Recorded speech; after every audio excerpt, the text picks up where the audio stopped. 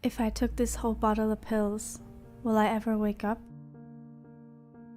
When I was a child, I didn't realize what it meant that I preferred to play jacks or jump rope with the girls instead of playing football with the boys.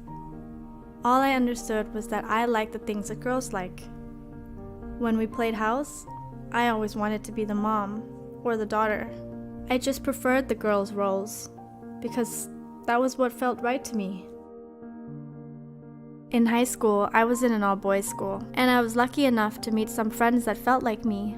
It brought me closer to what I wanted to be. I wanted my body to be as close as possible to what it means to be a woman, so I started taking hormone pills. I also secretly kept buying girls' clothes.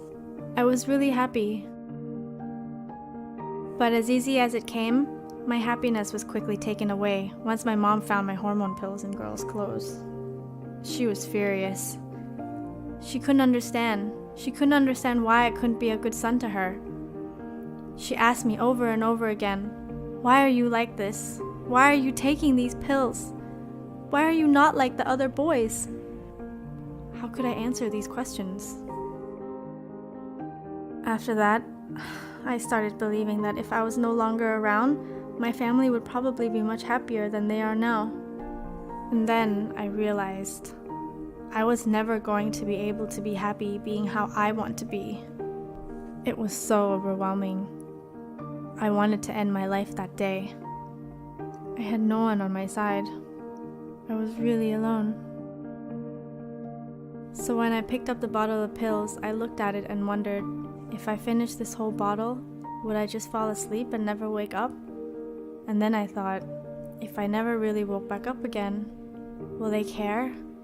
I kept thinking and thinking, and all the while crying so hard. I guess I was exhausted, because I passed out before I could decide anything. Not long after that, my mom made an appointment with a psychiatrist for me. I think she hoped that the psychiatrist would convince me to be like every other boy as she imagined.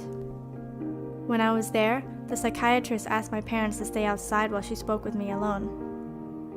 She asked me, "How long have you known you felt this way?" I answered without even a moment's hesitation. Since I can remember, I've always wanted to play with the girls, but I never liked girls. I just wanted to be a girl. After that, the psychiatrist asked me to wait outside while she spoke with my parents. When they came out, my father walked towards me and hugged me. It was the very first time I ever saw him cry. My mother was also emotional. She said to me, "Okay, let's go home." In that moment, I felt so ashamed of what I am, so I decided that I had to change myself. I didn't want to hurt them anymore.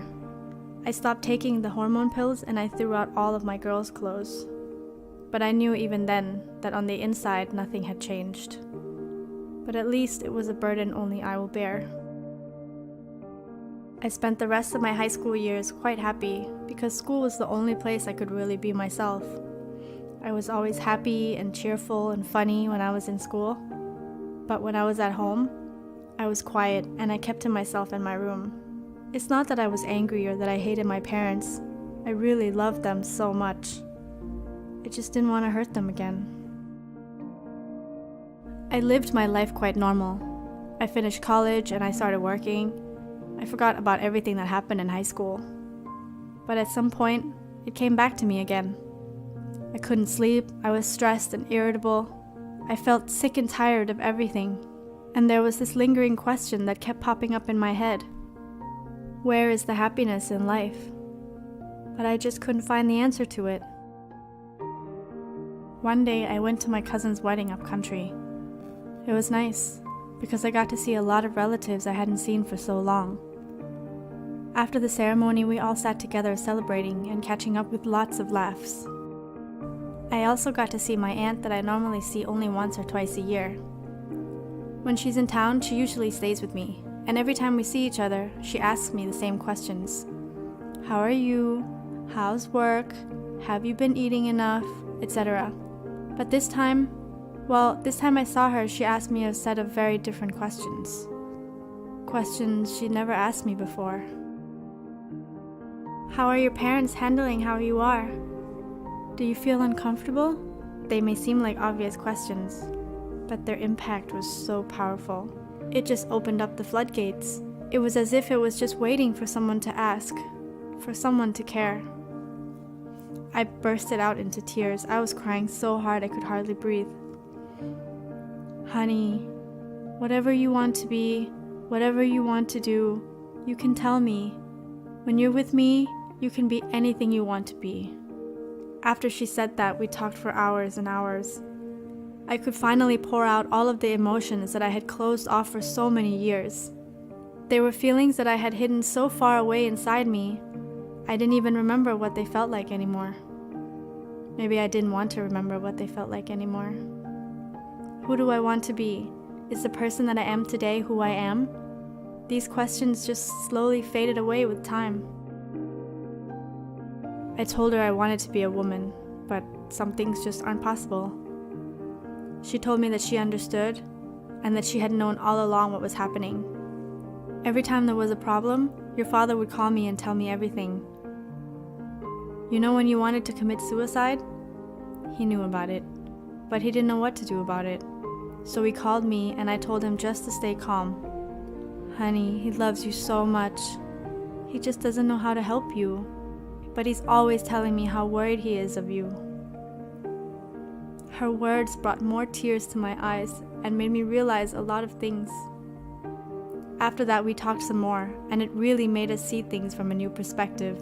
Then one of my relatives told me that when I get back to the city, I should go and try it with them. Try dressing like a woman. And then she said that maybe my mind would finally be put at ease. I think that in all the time that passed, I must have forgotten about myself. I had forgotten about what made me happy as a kid in my most innocent and genuine state. I could never answer the question that haunted me all my life.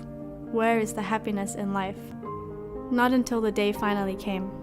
The day that I was going to dress like a woman.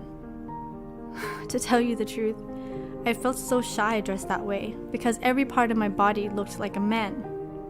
I felt self-conscious and unfamiliar, but I can't remember when the last time it was that I felt so happy. My relatives gave me endless support and encouragement. It was one of the happiest days of my life. Okay, now that you've done it, how does it feel? Do you like it? I answered, I am so happy. The happiest I have ever been. But I don't think I could do it every day. I don't think I could live my life normally this way. Well, honey, if you want to wear it, just tell me and I will bring it over. I really wanted to thank her for bringing back the happiness I had lost so long ago. I finally had the answer to the question that had been in my mind for so long. Where is the happiness in life? What would I tell the girl that's been hiding inside me for 30 years? I would tell her, I'm sorry. I'm sorry I can't bring you out to reality. I'm sorry I've hidden you for so long.